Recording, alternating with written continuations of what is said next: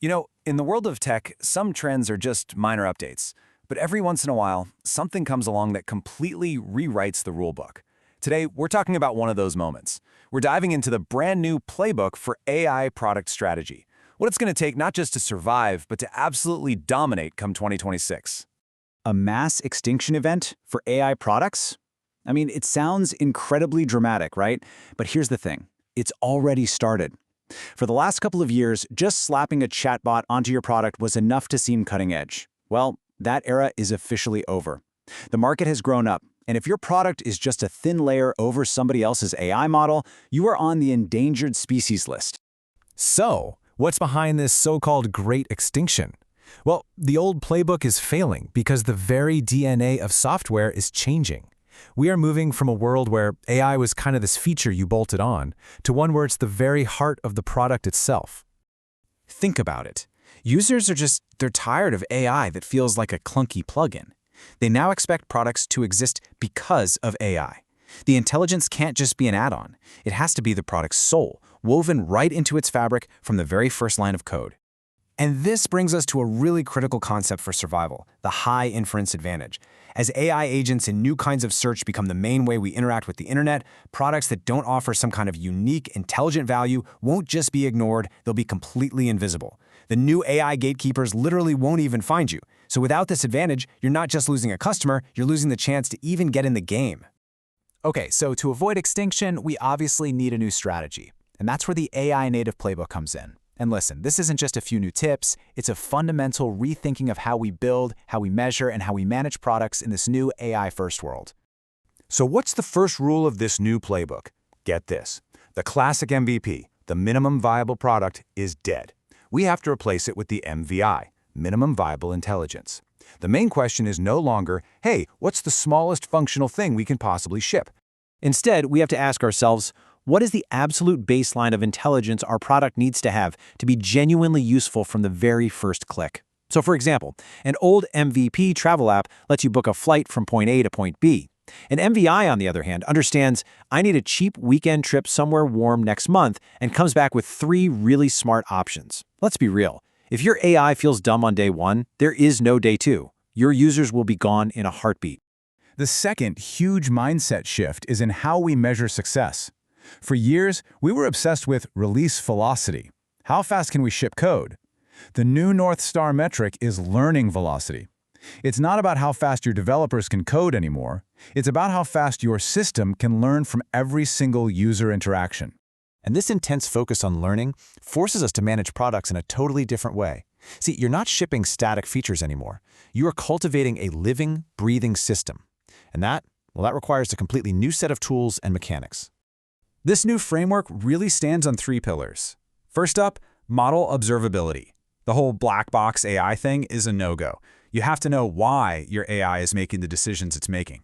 Second, contextual enrichment. Your AI is only as smart as the real-time data it can get its hands on. And third, outcome-driven iteration. Forget old-school metrics like time on page. If your AI solves a user's problem in 10 seconds flat, that's a massive win. And this leads us to the next massive evolution, what are called agentic workflows. Now this is cool. Instead of giving the AI a list of instructions, you just give it a goal. The AI then figures out the steps, uses the tools it needs, like APIs, and can even correct itself if it messes up. This just automates away so much complexity and takes a huge cognitive load off the user. Traditional software is linear. You click A, then B, then C. But AI native products, they work in a loop. They try something, they evaluate how it went, they critique the result, and they adjust, constantly. It's this self-correction that makes the product feel alive and intelligent. And even more importantly, it's what makes it dependable, which is how you build deep, lasting user trust. But this journey, it didn't just happen overnight. I mean, we've evolved from these really basic machine learning models back in the 2010s, through all the NLP tools and dashboards, to the incredible predictive engines we have today. The point is, this isn't some fad. It's the result of over a decade of progress, all laying the groundwork for the intelligent agentic systems we're building right now. But here's the thing. All this powerful technology, these living systems, these agentic workflows, it's completely worthless if people don't trust it. And this brings us to what might be the most critical part of the new playbook, designing for trust. We have to stop building black boxes and start creating transparent partners. In this new world, ethics and responsibility aren't some academic debate you have over coffee. It's not something you hand off to a compliance team. No, it is a core product feature. It has to be baked into your development lifecycle from day one. It is a practical, non-negotiable part of the job. So how do you actually do that? Well, trust doesn't happen by accident. It's engineered, systematically. It all starts in the scoping phase, where you define fairness metrics and identify potential risks. It continues right through development, where you're constantly evaluating for bias and stress testing the system. And this is key, it never stops. After you launch, you're constantly monitoring to make sure it's a continuous, living process, not just some one-time checklist you went through. And you can see how major companies like Google are turning these abstract ideas into very real, actionable principles. These aren't just vague ideals, they are engineering constraints. Concepts like be accountable to people or avoid unfair bias become core product requirements that literally shape everything from the ground up. This whole principle of transparency is leading us to one of the most exciting new frontiers, what people are calling generative user interfaces.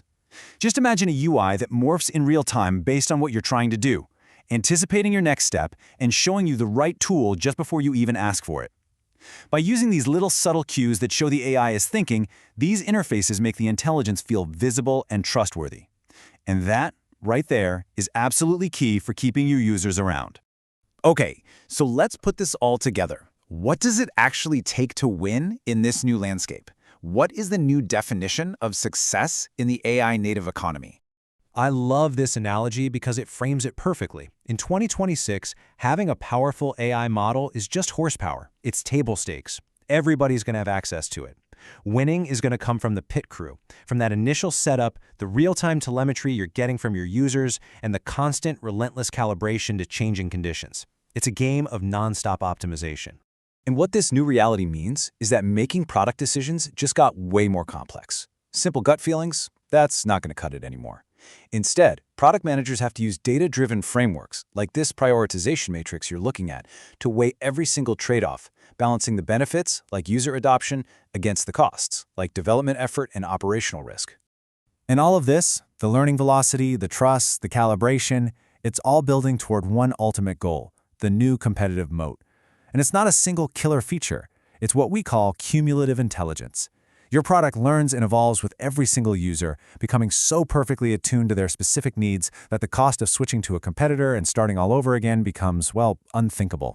So there it is. The old playbook is obsolete. A new one, built on a foundation of intelligence, trust, and continuous learning, is being written right now, as we speak. The only question left is, are you ready to help write it?